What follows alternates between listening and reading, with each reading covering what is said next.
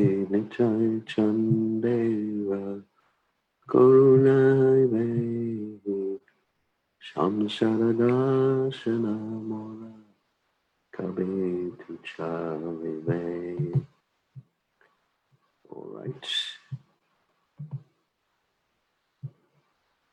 And we are just about ready to go.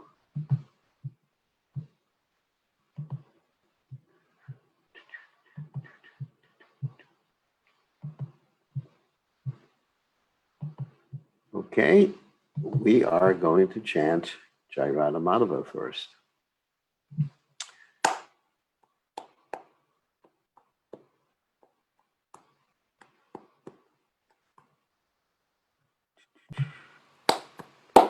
Jai Radha Madhava Kunya Bihari Jai Radha Madhava Kunya Bihari Gopijana Malaba Giri Bharadhahuti Gopijana Balaba Giri Bharadhahuti Yashodanandana Brajajana Ranjana Yashodanandana Brajajana Ranjana Yamuna Tira Vanachadi Yamuna Tira Vanachadi Jai Radha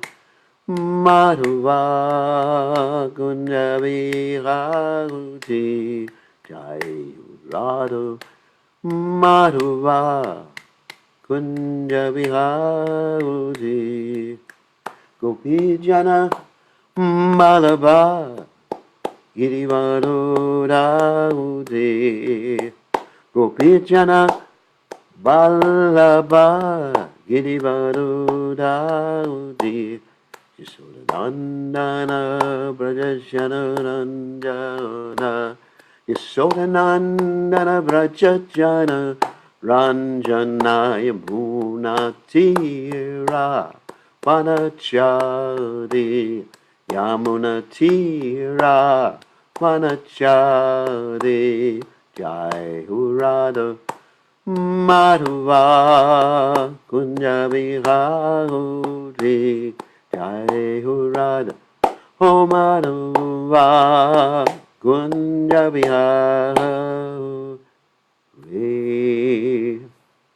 Jai Om Vishnu Pad Paramahansa Paravatikacharya also Teta Satashi Shimad.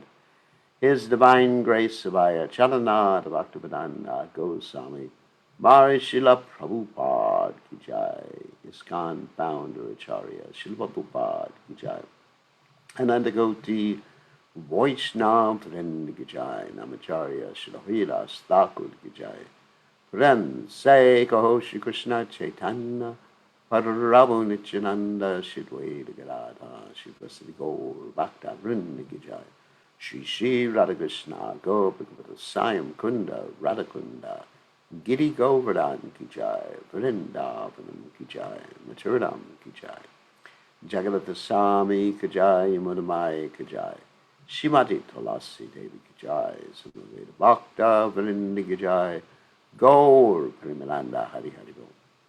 All glory is the assembled devotees. All glory is the assembled devotees. All glory is the assembled devotees. All glory is to Shri Guru and Gauranga Srila Prabhupada Ki Jai. Gaur Premananda Hari Hari Om. Nama Om Vishnu Padaya Krishna Prastaya Vudale Srimati Bhaktivedanta Swami Namani Namaste Saraswati Devi Gauravati Pachari Nirvashesha Shunyavadi Paschatcha Deja Tarini. So we offer our respectful obeisances unto the lotus feet of His Divine Grace, A.C. Bhaktivedanta Swami Srila Prabhupada, who so kindly opened our eyes with a torchlight of knowledge while we were blinded by the darkness of ignorance. Om Ganat Midandasha Gananjana Shlakya Chakshur Unmeditam Yena Tasmai Shri Gurave Namaha. So we are continuing with our study of Bhagavad Gita. And we are right now going to continue. We're on the 5th chapter of Bhagavad Gita. Text 23 is the next text. And here we go. So, let me just clear the screen so I can see it.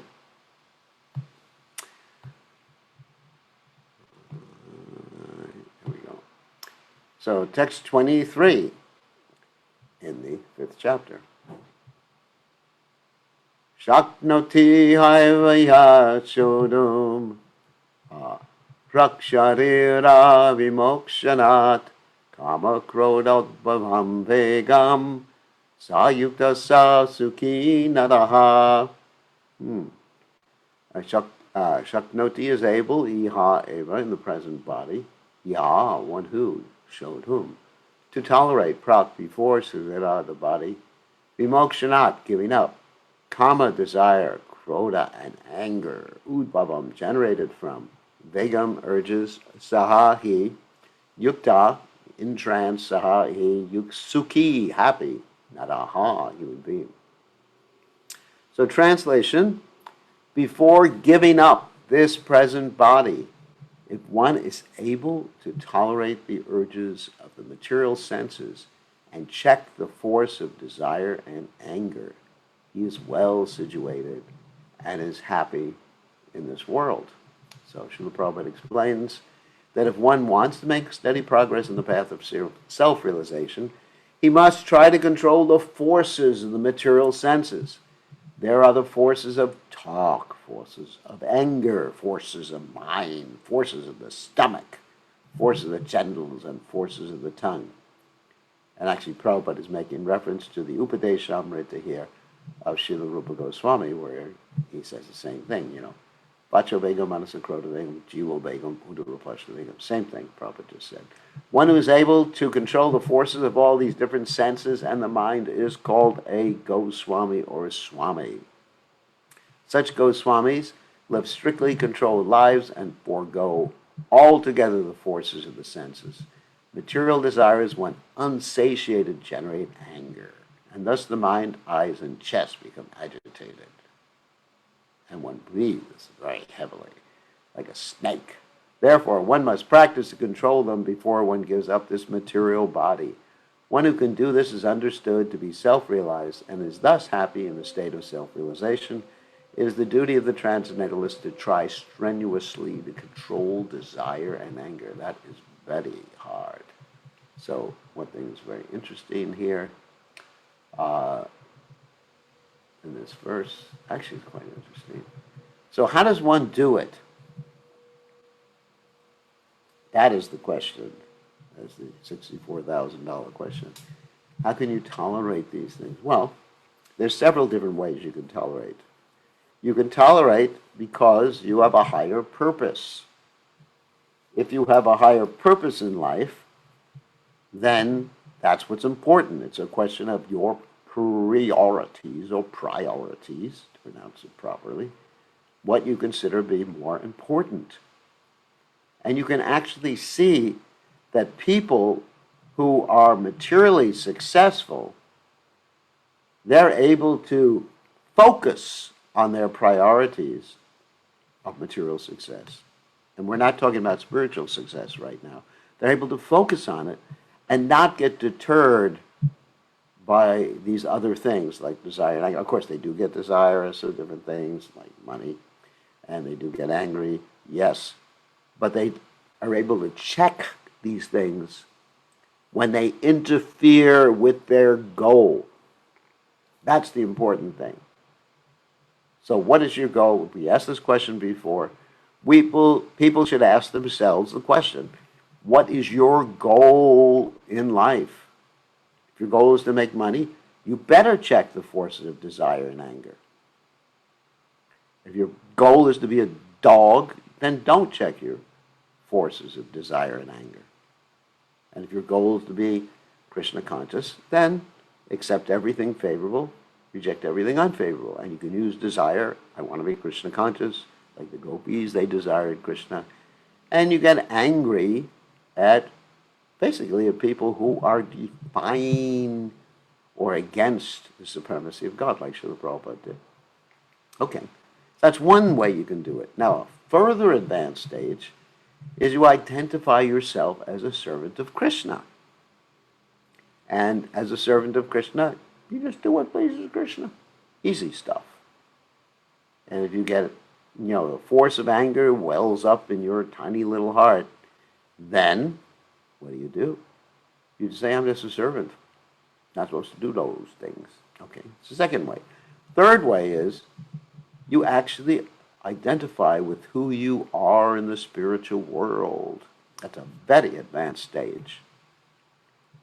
Don't try to jump up to that stage. Today we were talking about that with some devotees. What would happen if someone told me who I was in the spiritual world? Well, I'll tell you, it'd be very confusing for most people. If you were told you were a gopi, a coward boy, a tree, a cockroach in the spiritual world, what would you do about it? And then it would confuse your whole dealings in this world. It's really important for a pure devotee who understands who he is in the spiritual, who she is in the spiritual world, then it's important to just like separate both of those worlds, because you don't want them intersecting too much. In other words, whoever you are in the spiritual world, let's take, for example, I am a cow in the spiritual world. Not saying that I am, but this is just an example so we can make a point. So let's say I'm a cow in the spiritual world, and in this world I'm a sannyasi. Cow sannyasi. Anyway, so I have to be able to switch gears at the right time and not be in the other gear of cow gear. Cow gear, interesting word. Not be in that gear while I'm in this world. I'm explaining philosophy. And then all of a sudden, while I'm giving class, moo. So you have to be sort of like a split personality. And your cowness, your royal cowness, cannot be explained to anybody else except for maybe the spiritual masters. Not that you go around and tell people and have discussions about it. Anyway, so one has to have the proper adhikar, the proper right, and the proper ability to be able to deal with understanding one's spiritual nature, or else it's simply a disturbance. So therefore, Krishna doesn't reveal it until you're ready. And how do you know you're ready? When Krishna is representing the spiritual master, tells you, you are ready. Or where the Vaishnavas say, you are ready because you are on the higher stages of Nishta.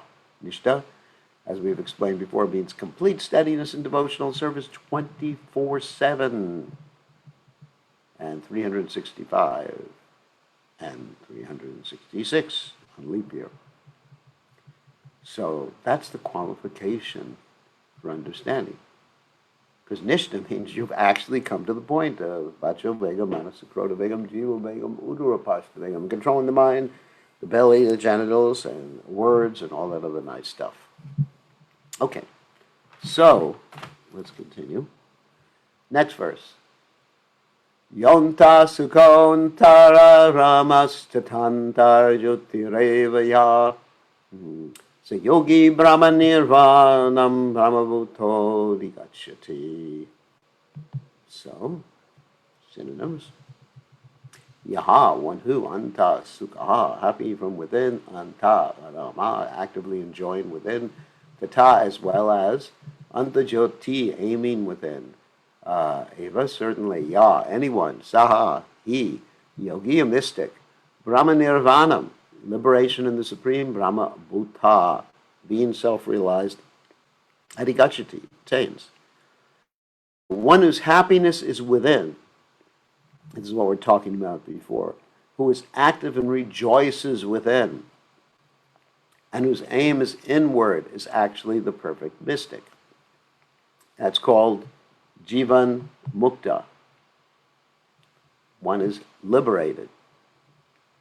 One is understanding what his relationship is with Krishna. He's meditating on the relationship with Krishna. So he's not so much concerned with the external, he's just having a good old time with Krishna and his associates.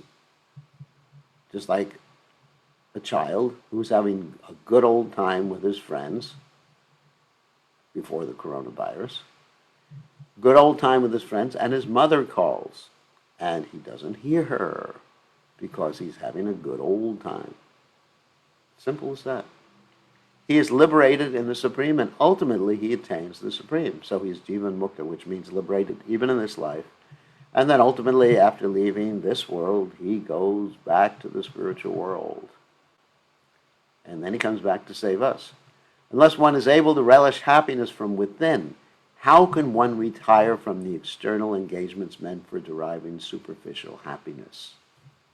Wow, that is a powerful statement. Unless one is able to relish happiness from within, how can one retire from the external engagements meant for deriving superficial happiness? So the process of bhakti is actually to bring us to the point of relishing happiness within, spiritual identity. And the other things appear insignificant. Like Prabhupada quoted yesterday, one of yesterday's verses, Nayam deho bhajam vriloke kashtam kamam arhite vidbhujam ye. Why should we enjoy the happiness that the gross animals enjoy? He can therefore sit silently at any place and enjoy the activities of life from within. That doesn't mean he sits silently and makes everything void or empty or thinks of nothing. How can you think of nothing? Because by thinking, you're not thinking of nothing anyway. So that's the point. You're thinking of your relationship with Krishna. You're really enjoying life. So that's when you see a pure devotee. You really can't understand what's going on, unless he tells you. But you can't really understand what's going on. There's something else going on there that's you're not privy to. Such a liberated person no longer desires external material happiness. This state is called Brahma Bhuta, Srimad Bhagavatam, 4th Canto, 30th chapter, text 20, attaining which one is assured of going back to Godhead, back to home. So in other words, the prerequisite for going back to home, back to Godhead, is you have to understand who you are. That's a fact. So, and you have to be absorbed in that relationship of service to Krishna. So, next verse. This is such exciting verses.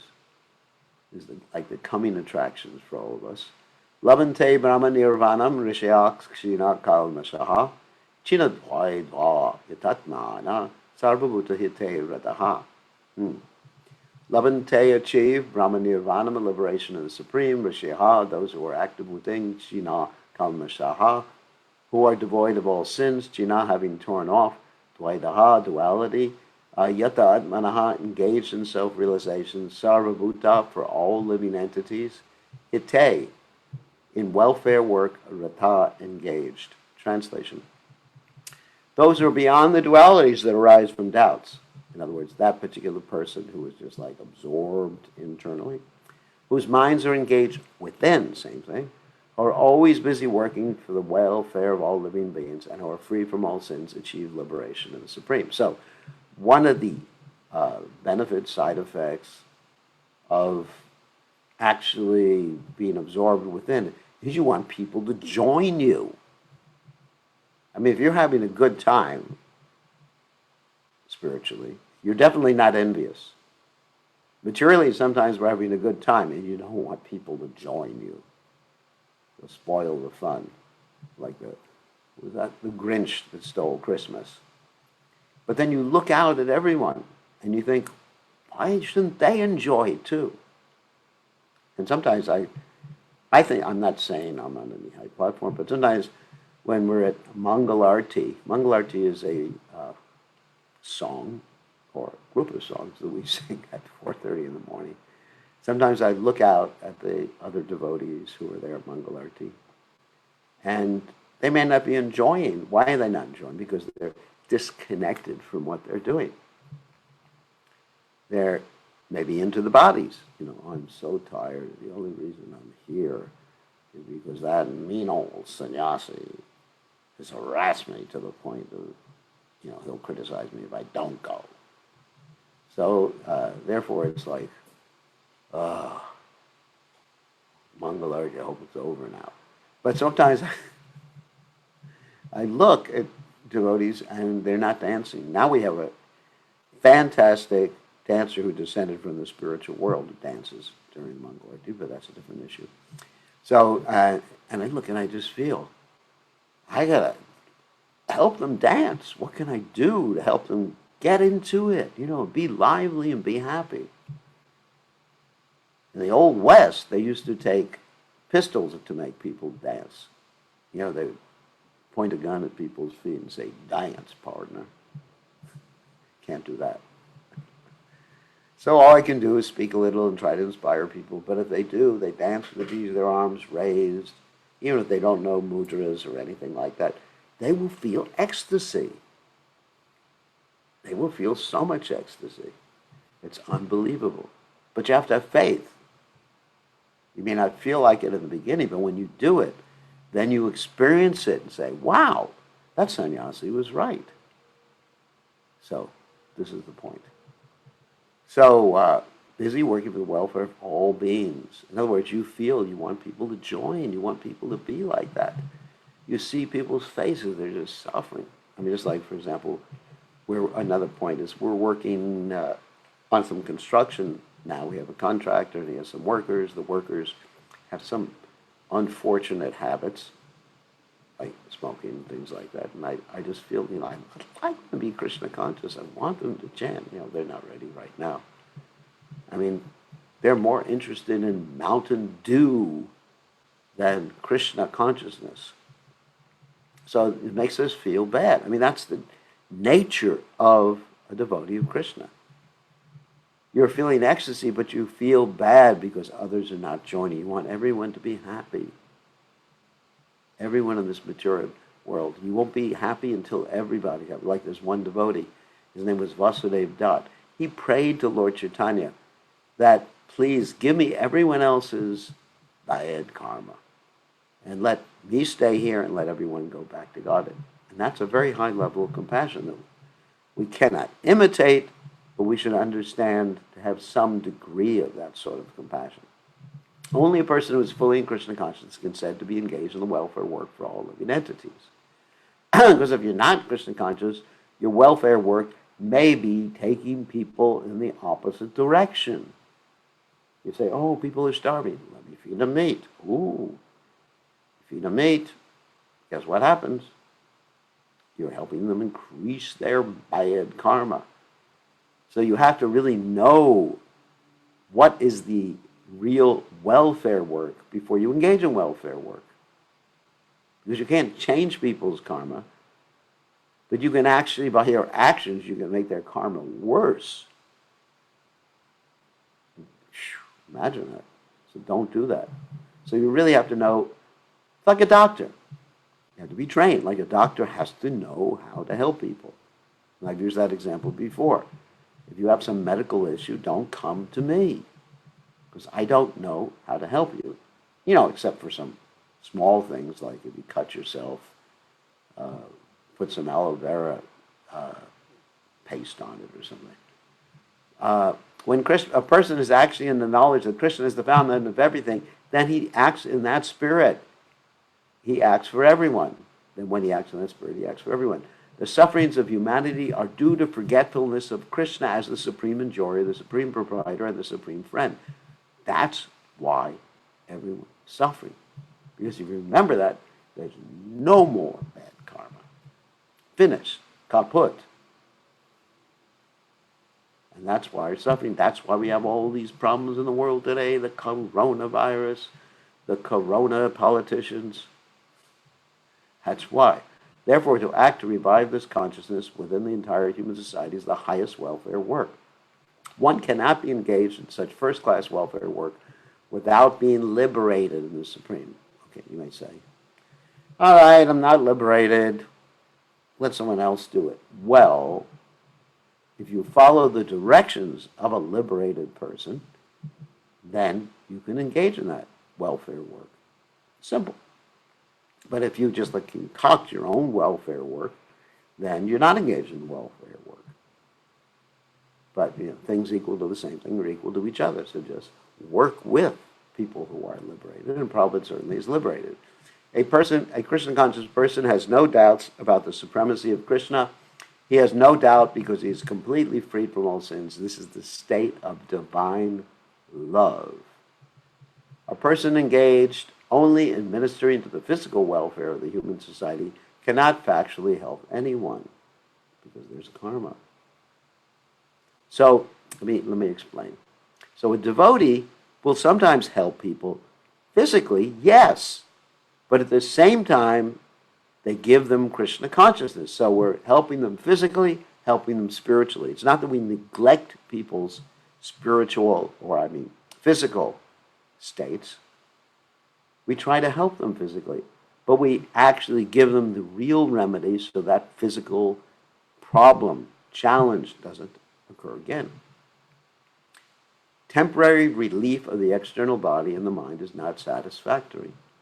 The real cause of one's difficulties in the hard struggle for life may be found in one's forgetfulness of his relationship with the Supreme Lord. When a man is fully conscious, there's that word, fully. Fully means you realize who you are in the spiritual world. When a man is fully conscious of his relationship with Krishna, he is actually a liberated. So, although he may be in the material tabernacle, that's a fancy word for covering our body or something like that. Very nice verse. Phew. These are just like really eye-opening verses. Kama krodha vimuktanam yatinam yatta chetasam avito brahma nirvanam vartate viditatmanam. Kama from desires, krodha and anger, vimuktanam, of those who are liberated, yatinam, of the saintly persons. It means, actually, yatinam basically means in Sanskrit of the renounced persons or sannyasis. Yatta chetasam, who have full control over the mind, hita, assured in the near future, Brahma Nirvanam, liberation in the supreme spiritual liberation. Vartate is there. Vidita Atmanam, of those who are self-realized. Those who are free from anger and all material desires, who are self-realized, self-disciplined, constantly endeavoring for perfection, are assured of liberation in the supreme in the very near future. So here Krishna is backtracking a little bit, and he's saying, but even those who are able to control the anger and material desires and are disciplined and endeavoring for perfection, even though they may not have achieved perfection, they're assured of liberation because they will get it. They're on the path. So purport of the saintly persons who are constantly engaged in striving towards salvation, one who is in Krishna consciousness is the best of all. The Bhagavatam, the 4th chapter, 22nd chapter, text 39, confirms this fact.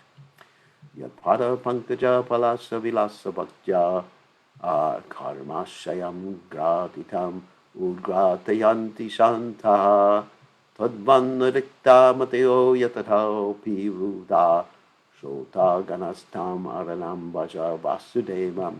Just try to worship in devotional service Vasudeva, the Supreme Personality of Godhead. Even great sages are not able to control the forces of the senses as effectively as those who are engaged in transcendental bliss by serving the lotus feet of the Lord, uprooting the deep-grown desire for fruitive activities.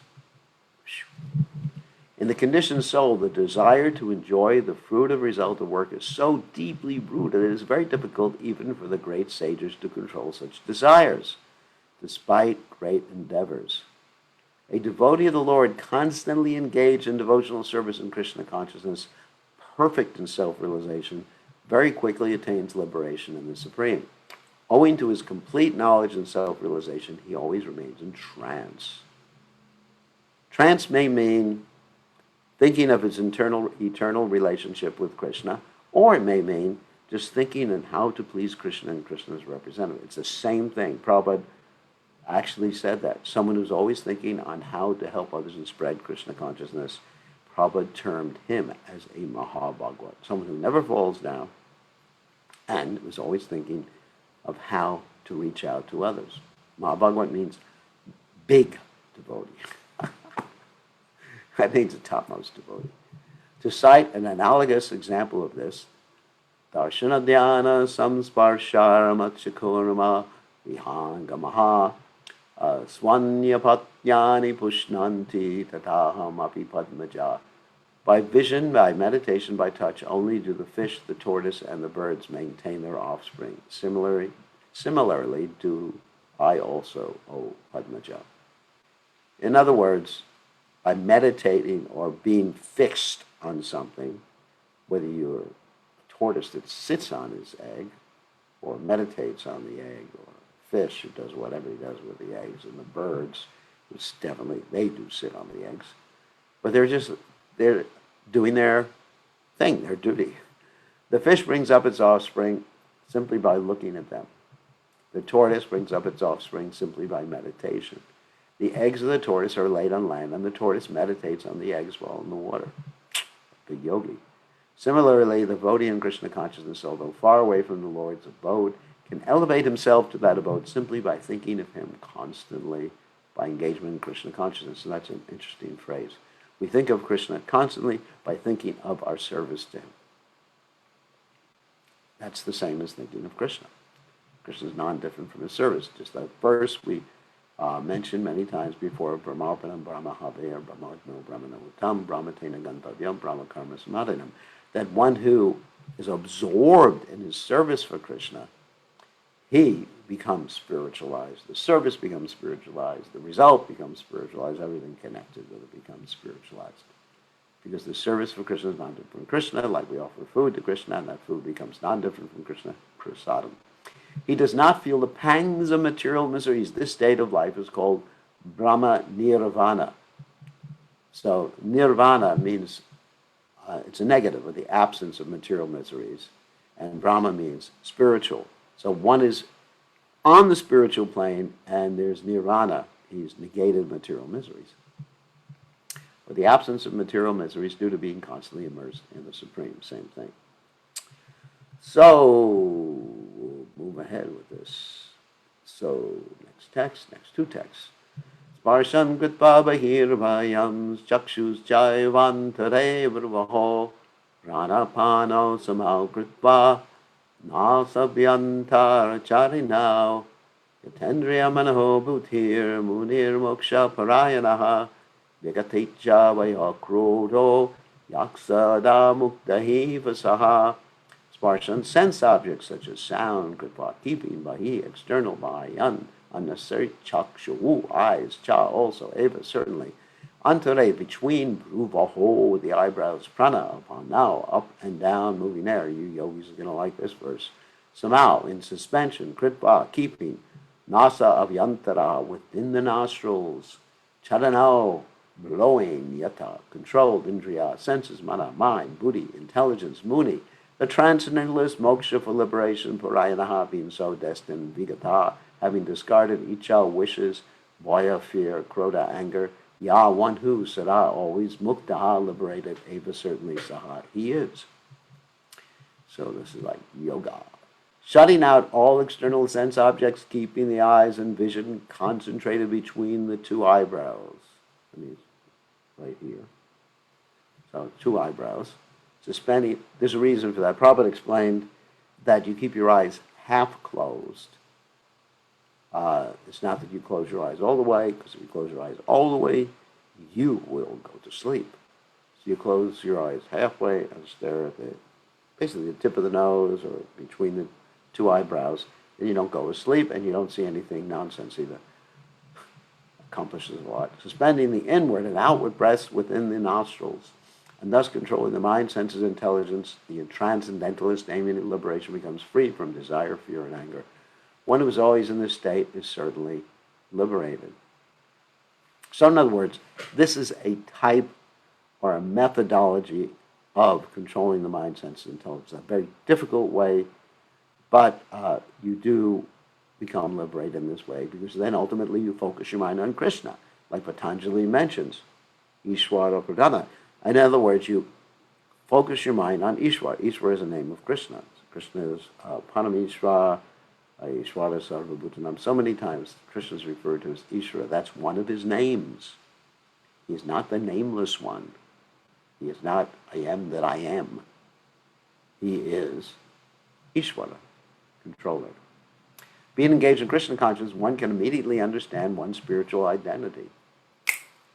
And then one can understand the Supreme Lord by means of devotional service. So in other words, we can all understand immediately our spiritual identity as servants of Krishna, and then the details get filled out as we go along.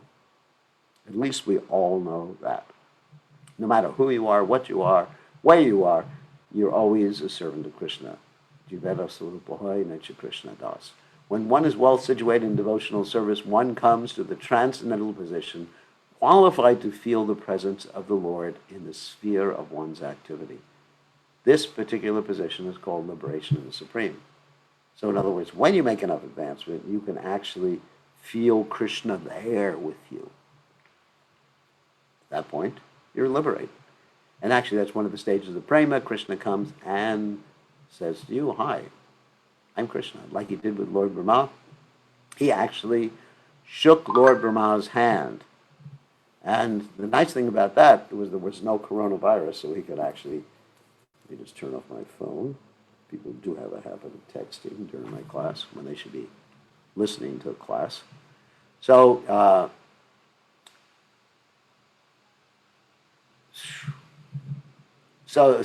anyway, let's see, this particular position is called liberation in the Supreme.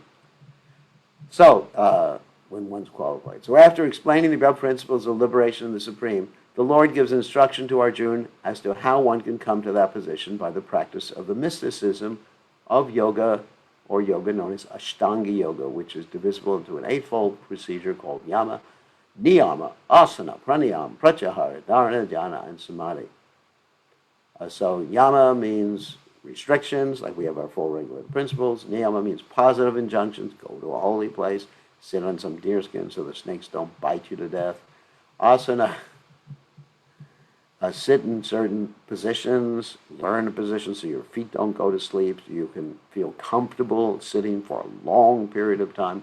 Pranayama, breathe in a certain way, or from the ingoing breath to the outgoing breath, etc. Pratyahara, withdrawing the senses. Pratyahara. That's an interesting word. Dharana, concentrating, and then jhana, meditation, and finally samadhi, being completely fixed, absorbed. In the 6th chapter, the subject of yoga is explicitly detailed, and at the end of the 5th, it is only preliminarily explained. One has to drive out the sense objects such as sound, touch, form, taste, and smell by the pratyahara process in yoga. And then keep the vision of the eyes between the two eyebrows and concentrate on the tip of the nose with half-closed lids. That's what I mentioned before, half-closed. There's no benefit in closing the eyes altogether. Prabhupada said the same thing I just said, because there's every chance of falling asleep. So one may think that they're meditating, but they are sleeping. Nor is there a benefit in opening the eyes completely, because there is the hazard of being attracted by sense objects, exactly what I said. So you half close them, and you really can't see anything clearly, so even if someone walks by that's very attractive, you won't even notice them. Actually, even a better method is you happen to be nearsighted, you just take your glasses off. That accomplishes the same thing. Unfortunately, I am not nearsighted anymore. Since I had the cataract surgery, I'm farsighted, so I can see everything that's going on. So I better keep my eyes half closed. Not really. I keep my eyes fully open to see Krishna. We see many devotees half closed or fully closed their eyes during Mangalarti, and that's not yoga anymore. The breathing movement is restrained within the nostrils by neutralizing the up-moving and down-moving air. That's offering the incoming breath, the outgoing breath, etc., within the body. By practice of such yoga, one is able to gain control over the senses, refrain from outward sense objects, and thus prepare oneself for liberation in the Supreme. This yoga process helps one become free from all kinds of fear and anger, and thus feel the presence of the supersoul in the transcendental situation. In other words, Krishna consciousness is the easiest process of executing yoga principles. As we mentioned before, Krishna consciousness is simply to give your heart to Krishna. Krishna consciousness is executed with your heart. You just give it to Krishna, and then all this is taken care of. You don't have to do all this twisty, twirly stuff. This will be thoroughly explained in the next chapter. A Krishna-conscious person, however, being always engaged in devotional service, does not risk losing his senses to some other engagement. In other words, he can open his eyes. This is a better way of controlling the senses than by the Ashtanga yoga. Ashtanga. Ashta means 8. Anga means limbs. So we don't have 8 arms or limbs, but the Ashtanga yoga system has 8 parts, which probably previously mentioned. Yam, Niyam, Asana, Pranayam, Pratyahara, Dharana, Jhana, and Samadhi. And this is really important. This is what the verse that Prabhupada mentioned as the peace formula. Peace on the microcosmic scale and the macrocosmic scale. What does that mean? Peace internally and peace in the world. If everyone could understand this, there would be peace, love, no racism, no sexism, and it would be a kumbaya moment. Well, not moment, it would be a kumbaya world. Bhoktaram jagatapasam sarva lokamaheshwaram suridam sarva bhutanam gyatva mam shanti mrichati.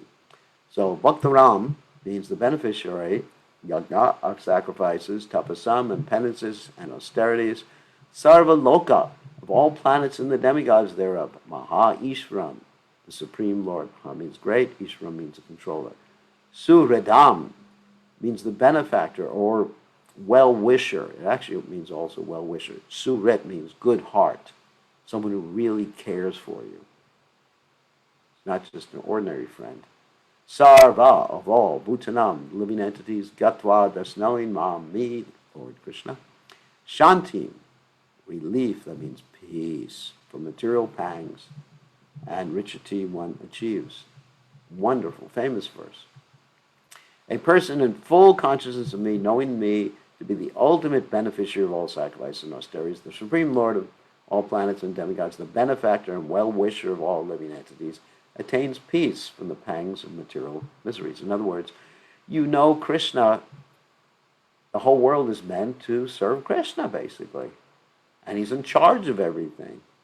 And whatever he does, benefactor means, bene means good, factor. Krishna is good to you, and he loves you, and he's in your heart. And he's not just an ordinary friend, a fair weather friend. Krishna stays in your heart all the time, even if you take the body of a pig, as we mentioned yesterday. That's how much he loves you. And he's patiently waiting for you. When will this pig turn back to me? Or even worse, when will this pig who's in a human body turn back to me? I mean, what's worse than a pig? I mean, a pig in a human body. That means someone who acts like that, simply interested in eating, sleeping, mating, defending in a human body. That's worse. And that person attains peace from the pangs of material misery. So that's really, so if society would recognize that Krishna is the ultimate benefactor of society, or the beneficiary, everything should be focused on him. And everybody is just so happy and peaceful. Society should be arranged like that, and that requires what we call varnashram, which we talked about before. Purport. The conditioned souls within the clutches of illusory energy are all anxious to attain peace in the material world. In other words, they want the kingdom of God without God, or with their particular conception of God. But they do not know the formula for peace, which is explained in this part of the Bhagavad Gita. That means not simply knowing that Krishna is the beneficiary, knowing that Krishna is your friend, but acting. Knowing means to act. If you know something, you should act consistently with your knowledge. The greatest speech formula is simply this: Lord Krishna is the beneficiary in all human activities. Men should offer everything to the transcendental service of the Lord, because he is the proprietor of all planets and the demigods thereon. No one is greater than he.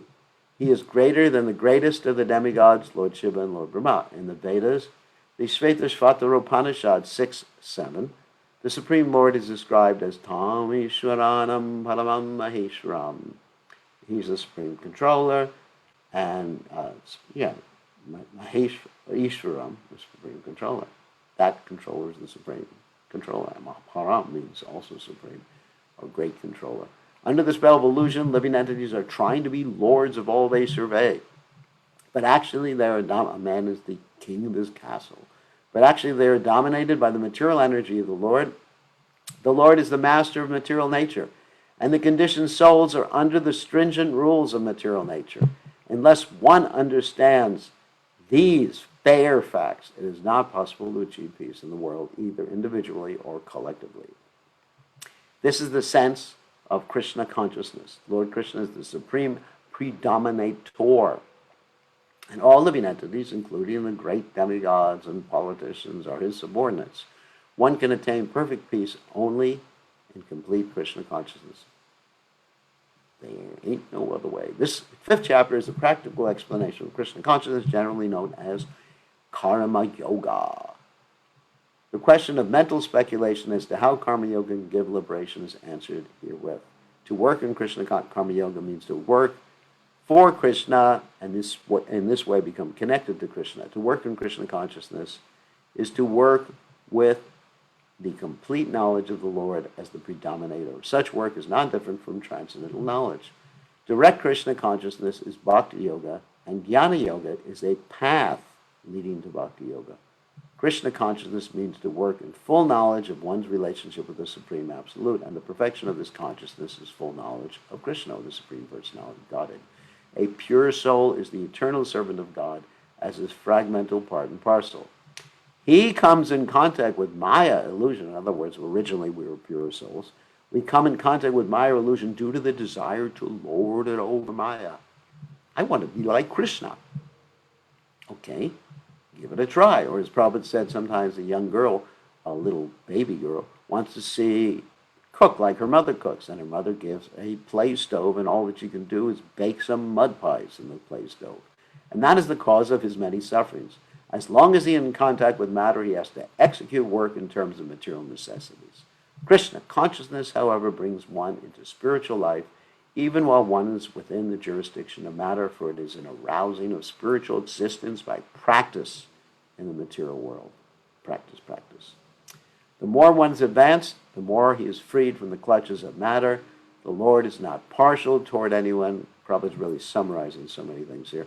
Everything depends on one's practical performance of duties in Krishna consciousness, which helps one control the senses in every respect and conquer the influence of desire and anger.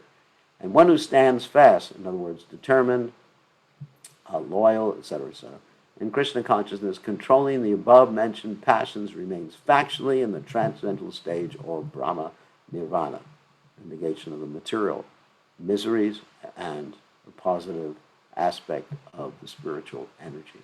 The Eightfold Yoga mysticism is automatically practiced in Krishna consciousness because the ultimate purpose is served. What's the ultimate purpose? Samadhi, absorption.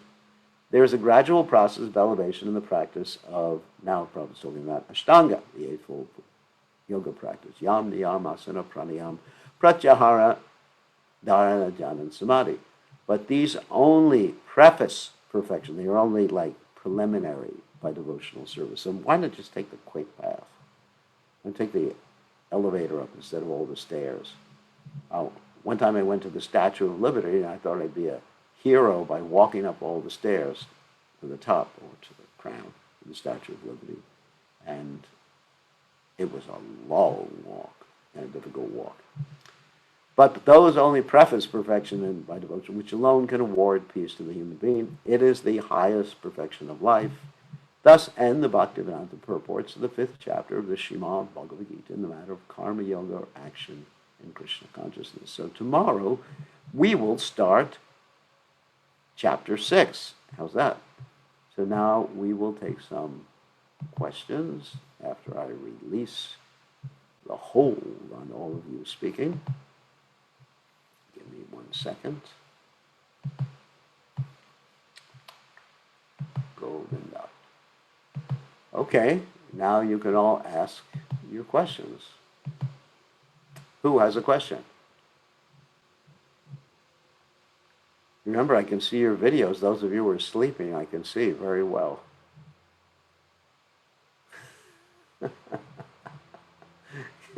So, and the whole world can see you too. And actually, when this goes on Facebook, the whole world will see you for eternity sleeping. So it's good to be attentive in this particular case, and that's why some people actually turn their videos off so they can just sleep. And Hare Krishna Maharaj. Okay, Anshul, it's good Hare to Krishna see you. Maharaj. Dandavat Pranam. Dandavat Pranam. How are you? Fine. How are you? Really good to see you. Well, thank you, and thanks for the class. Maharaj, I had a question. So we understand Krishna is the Supreme Personality of Godhead, and we are blessed with devotee association and Vaishnavas to really understand the true meaning of that. But there are a lot of different groups, as you know, within even Hinduism that sometimes talk about other demigods as the Supreme Personality of Godhead, such as Lord Shiva, for example. And they normally quote straight out of the Shiv Puran, which glorifies Lord Shiva and all of that. And there's a lot of confusion when you, in the general sort of, I find anyway, in the Hindu community when they talk about that. What are some? Why are there so many conflicting? Even looks like our shastras are conflicting in that as well. Well, yeah. Let me explain out really quickly. Like many of these shastras, like the Shiv Puran and even the Mahabharata to a certain extent, have been, let's say, changed throughout the ages. Of course, we have no objection to the glorification of Lord Shiva. Lord Shiva is, in one sense, God, but not with a big G, because he's a special expansion of Krishna. So he's in a special category, but he's not the supreme God. So we have no problem with that. And if you take specific verses, even from the Shiva Purana that's been changed, you will find that Lord Shiva is not really considered to be above Krishna, but he's sometimes addressed as the supreme. And in that particular context, Lord Shiva is the supreme. Actually, he's considered to be the supreme devotee of Krishna.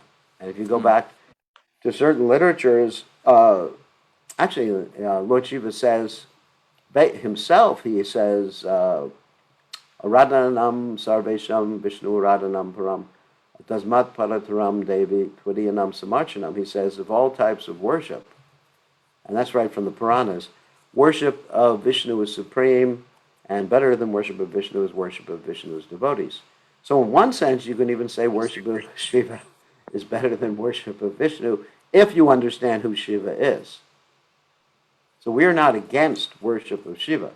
Yep. For example, in Bhubaneswara, which is sometimes called Gupta Kashi, hidden Kashi. Kashi is Lord Shiva's abode on this earth. What they do is they take the remnants of Lord Jagannath Puri, which is close to Bhubaneswara, and they bring it to Lord Shiva to eat every day. So Lord Shiva is eating the remnants of Krishna. So do we think therefore the Shiv Puran, for example, when they're talking about well, I mean, I'm sure they're glorifying Lord Shiva, but when they're talking in him as the supreme, that's a misinterpretation even of the existing Shiva Puran, which has actually been the Shiva Puran has actually been altered because it hasn't come down in disciplic succession. Even the Mahabharata, which we do accept, has been altered dramatically. There's something like 84 different versions of the Mahabharata in different places of India. And as you know, the Ramayana, there's different Ramayans. There's of course, the Valmiki Ramayana, the original. Then you have the Tulsidas Ramayana in North India. And then you have certain Ramayans in South India. So one really has to get knowledge through disciplic succession to understand the purpose of the Yes. Vedas. And so there are four basic disciplic successions. One is called the Shiva Sampradaya, the Rudra Sampradaya, then there's Brahma Sampradaya, and there's the Kumara Sampradaya and the Lakshmi Sampradaya. And all those different sampradayas, they actually agree upon who is the original Supreme Personality of Godhead. Even Shankaracharya, who is considered to be an incarnation of Lord Shiva, he corroborates, or he says that Narayana Parovyaktat, and he makes so many statements that Krishna is the Supreme Personality of Godhead. And so one book that I think all Hindus accept is what? The Gita. Mm-hmm.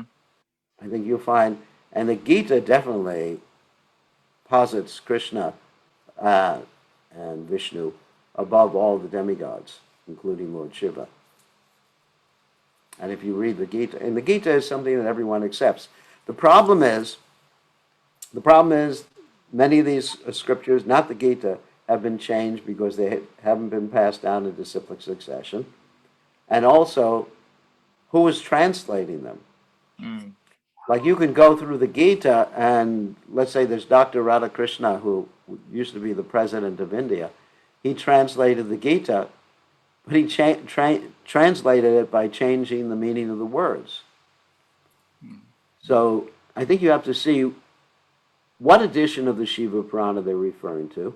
Secondly, who actually translated, because all these people, practically none of them understand Sanskrit at all. Like you have someone who's very much respected in India, Vivekananda, you've probably heard of him before. Yep. He didn't understand Sanskrit, he never read the Vedas. So he's supposed to be a great, scholar, teacher of Hinduism, but he never even read the Vedas. Wow. So what did he know? Yeah. He made up his own philosophy and, just basically may have quoted some things that he heard from other people about Vedic literatures. So the Mahabharata itself has an interesting verse in this connection. The verse is Tarko Pratishta Shuti Na Vibhina, which states that one cannot understand the purpose of things or who is actually God by reading the Vedas or even by argumentation and reasoning. And the Mahabharata ends with the conclusion of Mahajanayena Sapanta, Sapanta, that one must follow in the footsteps or take his or her information from a great pure devotee of Krishna, a great personality. Thank you, Maharaj. Sometimes people can even read the Mahabharata and not understand that Krishna is God.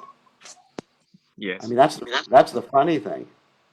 They take Krishna as an ordinary person in spite of having the Gita in the middle of the Mahabharata, in spite of so much evidence that Krishna is God, but still they don't accept him. I mean, even Duryodhana didn't accept Krishna as God after seeing the universal form. Yeah. That's right. So basically, what I would do, if I was going to preach to someone who said they were Hindus and had some other god that they were worshiping, I would basically ask them, how do you know? How do you know what you know or what you think you know? And usually they will not have any substantial reference, Vedic reference. They'll just say, well, this is the way my mother taught me. This is the way we've always been worshiping. I know that, in my preaching in Fiji, people are very much attached to traditions. Yep. And their worship is based upon what they were taught by their parents rather than what they came to the conclusion of by their own studies and acceptance of the spiritual preceptor. So this is, in philosophy, that's called epistemology. How do you know what you know? So I would ask people that question, all right, you think that Ganesh is the supreme God. Why? How do you know that? Give me some proof. And people are not able to prove it.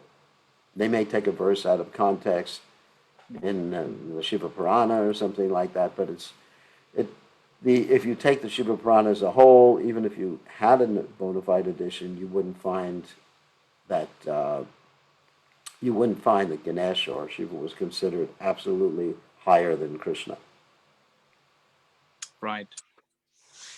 Okay, Maharaj. Thank Anyway, you so much for that. It's yeah, I mean very, yeah, it's an interesting study, but most people don't even know why they believe what they believe in. that's true. Very true. It's just traditional. I mean, most people in the world just follow traditions. I mean, like in Christianity, for example, there's so many different branches and beliefs about Jesus Christ and basically what you do to get salvation. Uh, some people think Jesus Christ is God. Some people think he's the Son of God. And even in Christianity, there was actually a fight, a physical fight between two priests a number of years ago. This was actually, we're talking about 1,500 years ago. And that's what determined the present philosophy of the church to a large extent. Wow. Interesting. Mm. Actually, it was five. It was more like 500 or 600 years ago, not 1,500 years ago.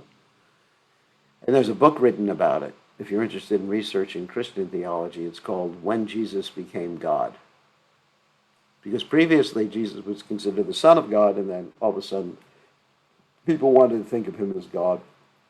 Anyway, so same thing in Hinduism. Okay. Thank you very much, Maharaj. Okay, so any other questions from anybody? Lakshmi? Yes, Maharaj, I have a question. Okay. Hello? Yeah, I can hear you. Yes, I have a question, Maharaj. Please accept my obeisances in all respects Hey, Gaur to Hari. all Hari Krishna. devotees. Good. We don't see you, Hare but Krishna. at least we see your name. I can hear you. Yeah. Well, I have a question, and this is concerning maybe the same train of thought that we're going through now with the question of with the previous Prabhu. Well, anyway, the question is, what if someone believes this is God? Like, for instance, Jesus Christ, they say this is God. Okay, then people have to believe that that's God. And another person, maybe in, I don't know, in the Amazons, believe that uh, that this is their God, and they fervently believe that that's God. Right. Uh, would that affect the result of the devotion that the devotee has towards their specific Yes. name of God, or their Well, specific? it depends on Yeah, their conception of God. It just depends on what they conceive God. They can give God a name like God. God is a name of God.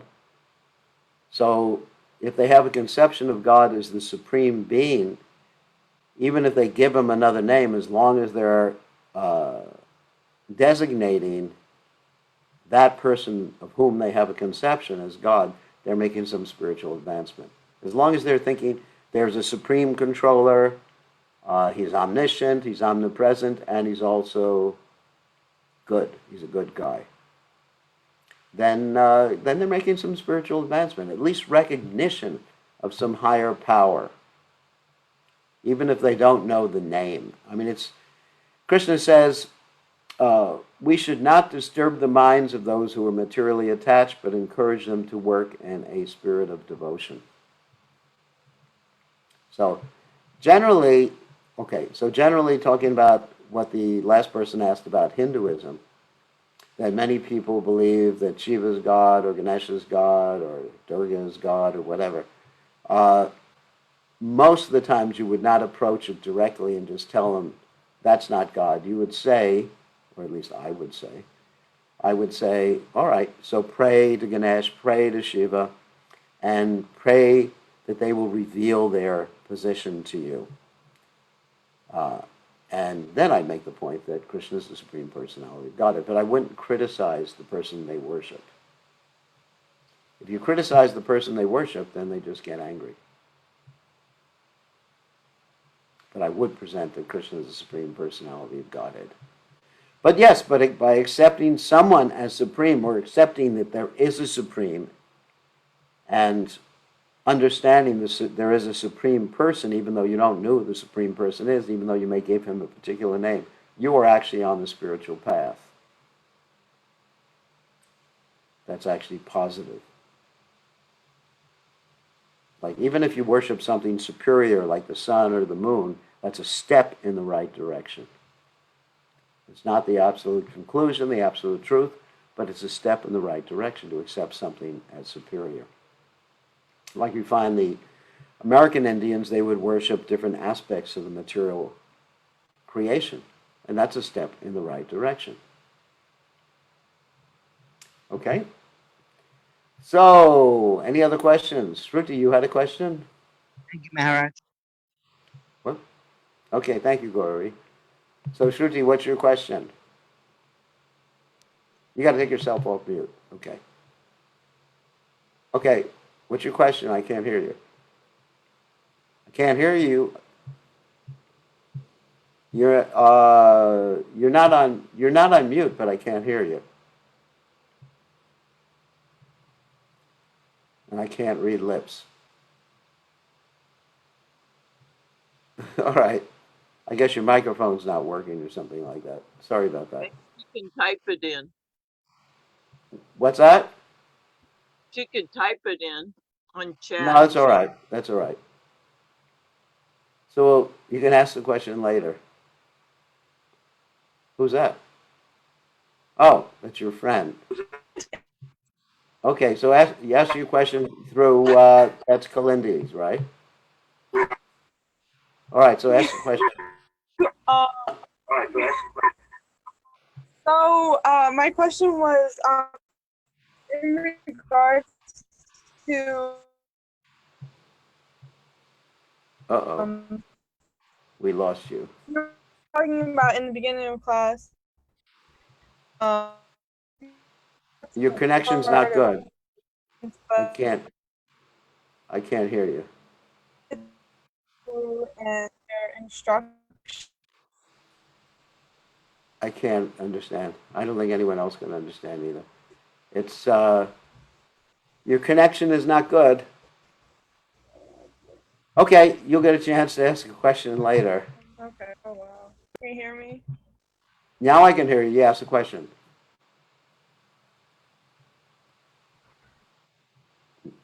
Okay. So that was Shruti. Okay, one other person can ask a question. Yes, Radha Padma.